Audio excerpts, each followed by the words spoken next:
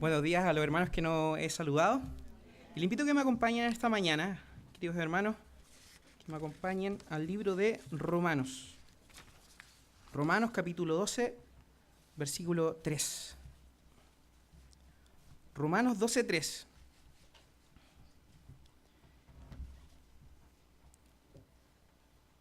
Voy a pedir que me puedan acompañar a repetir este versículo, ¿amén? Bien. Vamos a la 1, a las 2 y a las 3. Romanos 12, 3. Digo pues, por la gracia que me es dada, a cada cual que está entre vosotros, que no tenga más alto concepto de sí que el que debe tener, sino que piense de sí con cordura, conforme a la medida de fe que Dios repartió a cada uno. Romanos, repitámoslo una vez más.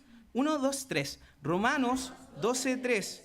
Digo pues, por la gracia que me es dada, a cada cual que está entre vosotros, que no tenga más alto concepto de sí que el que debe tener, sino que piense de sí con cordura, conforme a la medida de fe que Dios repartió a cada uno. Romanos 12:3. Aquí vemos que el apóstol Pablo está escribiendo a los cristianos que estaban en la capital del Imperio Romano, los cuales tenían opiniones contrarias y que se estaba originando una división entre los cristianos judíos y gentiles. Algunos pensaban que los judíos estaban por sobre los gentiles. Aquí Pablo les aclara que ninguno es superior delante de Dios por cuanto todos pecaron. Ahora en este capítulo 12 les muestra a los creyentes una manera práctica cómo llevar su vida individual y la vida cristiana en la iglesia. Pablo en este versículo comienza, digo pues, dando continuidad a la idea que está desarrollando. Por la gracia que me es dada, por aquel favor inmerecido que tengo de parte de Dios. La palabra gracia, charis o charis, cuando aprenda griego se lo digo bien, se refiere a la inexplicable dádiva de Dios de las cosas buenas para hombres indignos o mujeres indignas, que nunca podrían ganarlas por sus obras. Un ejemplo claro es la salvación, una dádiva gratuita hecha posible por la muerte de Cristo en cada uno de nuestro lugar. Y continúa el versículo diciendo a cada cual que está entre vosotros, es decir, les digo a cada uno, ya sea usted judío o sea usted gentil. Esto es para ambos tipos de creyentes. Pero antes de continuar quiero destacar algo importantísimo. Aquí Pablo, en estas primeras frases, coloca un precedente que es la humildad. Esto lo notamos cuando dice, por la gracia que me es dada. Él no se atribuye por mérito propio en la posición en la que se encuentra como apóstol o como líder espiritual, ya sea por sus capacidades o por la importancia que tenía en el mundo. Ni tampoco se atribuye a las palabras que dirá a continuación en este versículo, sino que él quiere decir, aplicando la definición de gracia, lo siguiente. Lo que voy a decir ahora, estimados hermanos judíos y hermanos gentiles, se los digo por el favor de Dios que ha puesto en mí. No deseo destacar ni gloriarme. Yo soy tan pecador como cada uno de ustedes. Pablo aquí desea dar preeminencia a Dios. Digo pues por la gracia que me es dada a cada cual que está entre vosotros, colocando esta base, continúa diciendo, que no tenga más alto concepto de sí que el que debe tener, sino que pienses de sí con cordura, conforme a la medida de fe que Dios repartió a cada uno. Al pensar en cómo Pablo está exhortando a estos hermanos, podemos notar que hay un problema en ellos de querer destacar, exaltarse a sí mismos y sentirse más importante que otros creyentes, que el mismo desarrollo de la obra de Cristo. Lo notamos en la frase, que no tenga más alto concepto de sí que el que debe tener. Seguramente los judíos convertidos despreciaban a los gentiles también, que estaban convertidos, sintiéndose más importantes por ser el pueblo escogido por Dios. Ellos estaban eludiendo, de cierta manera, que Cristo había muerto para salvar a todos los pecadores, siendo gentiles iguales a ellos, quedando en la misma condición delante de Dios, y esto es lo que Pablo en parte expresa en este libro. Ahora, por otro lado, la obra de Dios estaba creciendo en Roma. Se estaba proclamando el evangelio, personas se estaban convirtiendo a Cristo, o sea, se estaba haciendo iglesia en aquel lugar. Aquellos miembros estaban sirviendo al Señor.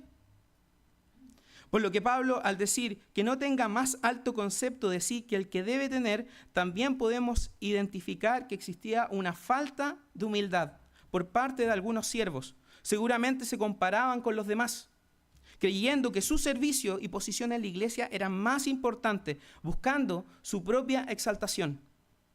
Pablo dice que no deben tener más alto concepto de sí que los ubique por sobre los demás, que piensen de sí con cordura, es decir, de manera sensata y prudente. Piensen que así como Dios les aceptó, ustedes también tienen que aceptarse y servirse unos a otros como Cristo lo hizo. Favorezcan al hermano para su edificación y no para su propio agrado y exaltación. El siervo no es el que debe figurar, sino el Señor a quien le sirve. La razón y el motor debe ser Cristo, no nosotros. Esto es pensar con cordura.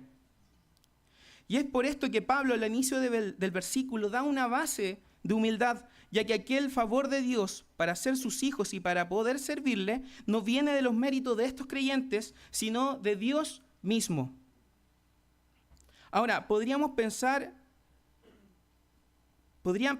con cordura de ellos mismos? ¿Estos cristianos podían pensar con cordura de ellos mismos? Bueno, el mismo Pablo, al finalizar este versículo, dice, conforme a la medida de fe que Dios repartió a cada uno. En este caso, refiriéndose a la función específica que cada uno debía cumplir en la iglesia, aquel servicio por medio del don o dones espirituales que le fueron dados y repartidos por parte de Dios. Cada uno era miembro del cuerpo de Cristo, cumplía una función, necesitaba del otro y servía al otro. De esta manera no habría exaltación por sobre otros creyentes, teniendo a cada miembro la misma importancia dentro del cuerpo con funciones propias. Ahora podríamos hacernos las siguientes preguntas. ¿Nos pasará algo distinto hoy día en nuestra iglesia? ¿Tendremos estos síntomas de falta de humildad por siervos o creyentes entre nosotros? ¿Nos estaremos comparando con los demás hermanos con siervos? ¿Buscamos favorecer al hermano en el servicio por sobre nuestros propios intereses? Cuando tenemos diferencia en algunas discusiones con el hermano o la hermana, deseamos que nuestros argumentos sean aceptados por sobre toda razón en vez de llegar a una solución bíblica en donde Dios sea exaltado. ¿Somos capaces de reconocer que nos equivocamos? ¿Pensamos que nuestro servicio o rol es más importante que otro, ya que es notorio ante otros hermanos?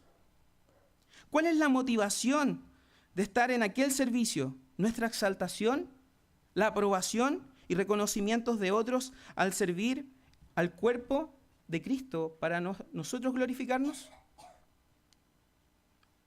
Bueno, si nos hemos evaluado con estas preguntas, podríamos identificar si estamos con falta de humildad. Como quiere expresar Pablo en el versículo, Cristo murió por cada uno de nosotros por igual, ya que todos somos pecadores. Estábamos en la misma condición delante de Dios. No somos unos mejores que otros. La misma sangre que derramó Cristo por usted es la sangre que Cristo derramó por mí. Dios nos ha permitido servir en áreas específicas por medio de los dones que nos ha dado. Somos miembros uno de los otros, estando en el cuerpo de Cristo. Nos servimos unos a otros, no para exaltarnos, sino para glorificar el nombre de Dios. Y es por eso que debemos pensar prudentemente de cada uno de nosotros. Le invito a que me acompañe nuevamente a repetir este versículo, ¿amén? Dice así, 1, 2, 3. Romanos 12:3. Digo pues, por la gracia que me es dada, a cada cual que está entre vosotros, que no tenga más alto concepto de sí que el que debe tener, sino que piense de sí con cordura, conforme a la medida de fe que Dios repartió a cada uno. ¿Romanos? Bien, vamos a orar.